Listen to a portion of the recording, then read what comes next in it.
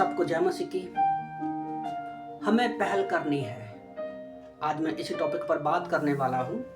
एक दिन क्या हुआ, मैं और मेरी बेटी को मैं स्कूल छोड़ने जा रहा था, तो रास्ते में हमें एक व्यक्ति मिला। उसने बोला गुड मॉर्निंग, तो मैं भी उसको गुड मॉर्निंग बोल दिया। और क्योंकि मैं उस व्यक्ति को जानता नहीं था, फिर मैंने अपनी बेटी से पूछा क्या आप उसको जानती हो?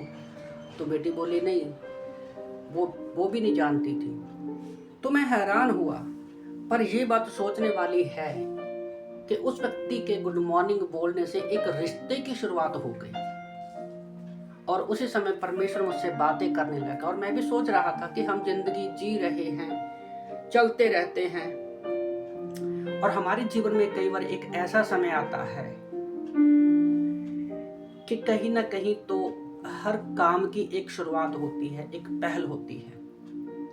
हमारे जीवन में कुछ ऐसे लोग आए होंगे उन्होंने पहल की, और कुछ पल ऐसे भी होंगे जहाँ ऐसे कार्य भी होंगे जिनकी पहल हम लोग करते हैं। तो जब हम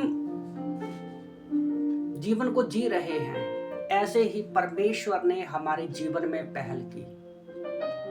मैं सोच रहा था कि हम कई बार लगता है कि हम ऐसे ही दुनिया में आ गए, पर यिर्मयाह की किताब अध्याय 1:5 में परमेश्वर का वचन कहता है कि गर्भ में आने से पहले उसके हम मन में थे। तो परमेश्वर भी हमारे जीवन में पहल करता है। तो मैं यहाँ पर 6 पॉइंट बताने वाला हूँ, जिससे हम देखेंगे कि कैसे परमेश्वर ने हमारे जीवन में पहल की। पहला पॉइंट, परमेश्वर ने पहल करके मनुष्य के लिए दुनिया बनाई। दूसरा पॉइंट, परमेश्वर ने पहल करके आदमी को इस संसार में लेकर आया कि उसके साथ संगति कर सके। तीसरा पॉइंट, परमेश्वर ने पहल करके मनुष्य को पाप से बचाने के लिए पहली भविष्यवाणी की। उत्पत्ति 3:15 में हम देखते हैं कि आपके लिए एक उद्धारकर्ता आएगा। चौथा पॉइंट, परमेश्वर ने पहल करके खुद पहली बलि दी। ये एक चिन्ह था कि यीशु मसीह हमारे पापों के लिए इस धरती पर आएंगे आने वाले टाइम में, उस समय में जब आदम को इस दुनिया में बनाया था। पांचवा हम देखते हैं उत्पत्ति की किताब अध्याय 12 में कि परमेश्वर ने जब उसको बुलाया और उसको कहा कि तू आशीष का मूल कारण होगा, तेरे द्वारा बहुत से संतान पैदा होगी, जैसे आकाश के तारे हैं, धरती पर रेत के किनको के जितने तेरा वंशज होगा। और आज हम देखते हैं कि परमेश्वर ने जो पहल उसके जीवन में की, और आज उस भविष्यवाणी को उसने पूरा भी किया है। और छठवां पॉइंट, जब आदमी ने पाप किया, परमेश्वर ने उसको हमें पापों से बचाने के लिए मत्ती की किताब अध्याय 3:16-17 में परमेश्वर ने पहला प्रेम किया और अपने इकलौते बेटे को इस धरती पर भेजा। ये तो 6 पॉइंट थे कि कैसे परमेश्वर ने हमारे जीवन में पहल की। पर आदमी की अगर बात करें तो सबसे पहले पता उसने पहल किस चीज की?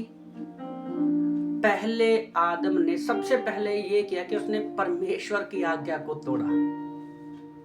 दूसरी उसकी गलती ये पहल की कि उसने उत्पत्ति की किताब अध्याय 3:7 के अनुसार जब उसको पता चला कि वो नंगा है, तो उसने अंजीर के पत्ते लिए और अपने तन को ढकने की कोशिश की। आत्मिकता में उसको देखा जाए तो वो अपने कामों से धर्मी बनने की कोशिश करता है। और आज यही 2 चीजें हर एक आदमी करता है। वो आज्ञा पालन भी तोड़ता है और अपने कामों के द्वारा धर्मी बनने की कोशिश करता है, जबकि ये गलत है। हम अपने सिर्फ अच्छे कामों से स्वर्ग नहीं जा सकते। और पाप की पहल आदम ने ही की।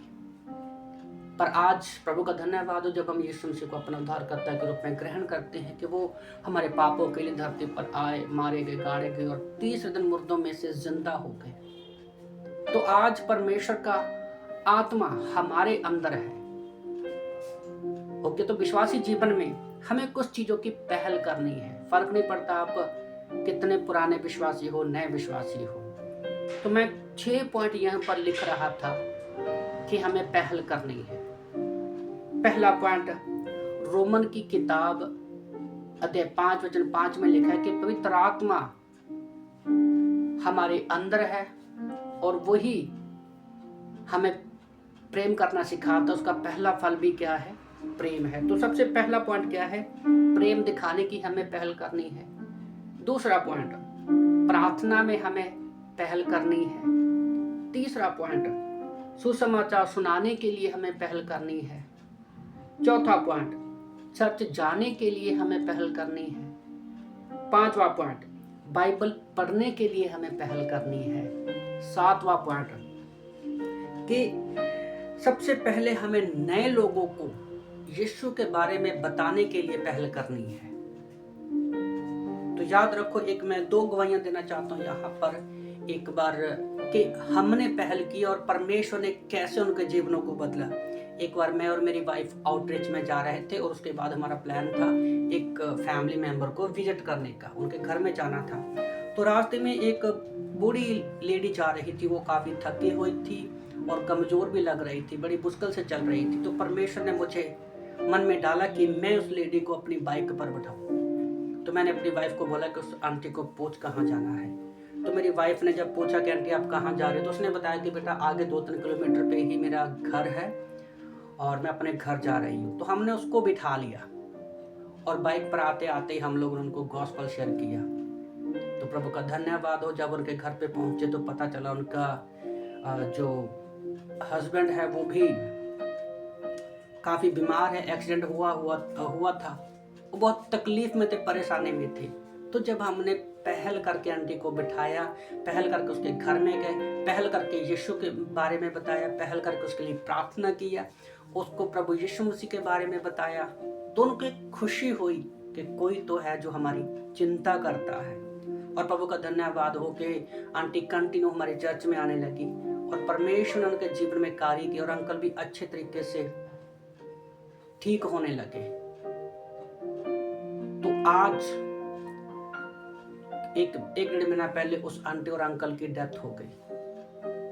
प्रभु का धन्यवाद हो कि हमने पहल की, उनको प्रभु के बारे में बताया और उन्होंने यीशु मसीह को ग्रहण किया।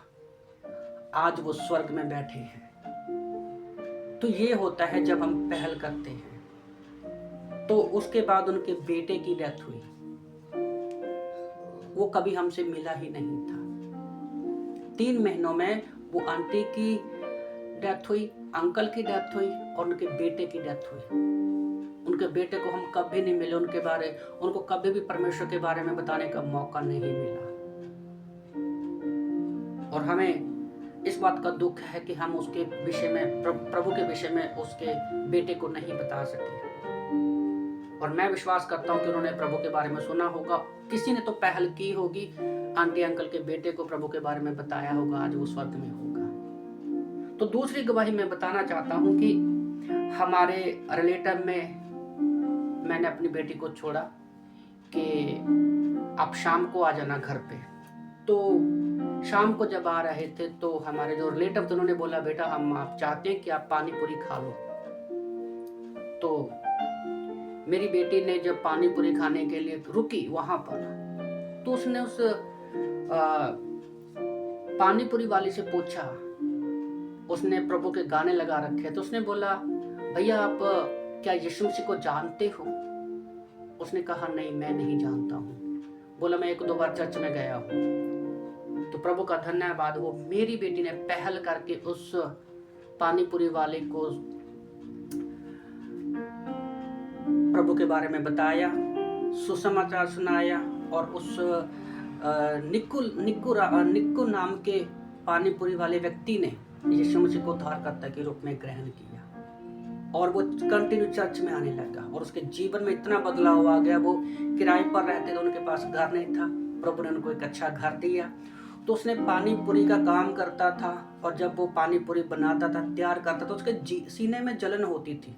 डॉक्टर ने बोला था कि आपको ये काम बंद करना पड़ेगा, पर वो काम बंद नहीं कर पा रहा था। तो चर्च में आया, हम लोग कंटिन्यू उसके लिए प्रार्थना करते रहे और प्रभु ने उसका काम छुड़वा दिया और एक अच्छी दुकान पर, वो कपड़े की दुकान पर काम करने लगा और उसका जीवन बदल गया। उसके पास बाइक नहीं थी, परमेश्वर ने उसको बाइक से भी ब्लेस किया।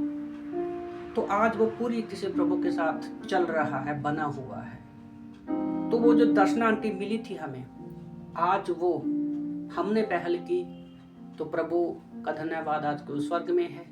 और मेरी बेटी ने उस पानीपुरी वाले निक्कू नाम के व्यक्ति को प्रभु के बारे में बताया और उसका जीवन बदल गया। तो इसलिए मैं आप लोगों को उत्साहित करना चाहता हूँ कि परमेश्वर चाहता है कि जैसे उसने हमारे जीवन में पहल की, उसी तरह हम भी लोगों के जीवन में पहल करें। तो इस क्रिसमस के सीजन में मैं आप सब लोगों को उत्साहित करना चाहता हूँ कि हमें लोगों के पास जाना है, यीशु का सुसमाचार सुनाना है, बीमारों के लिए पहल करके हमें प्रार्थना करनी है ताकि प्रभु की महिमा हो।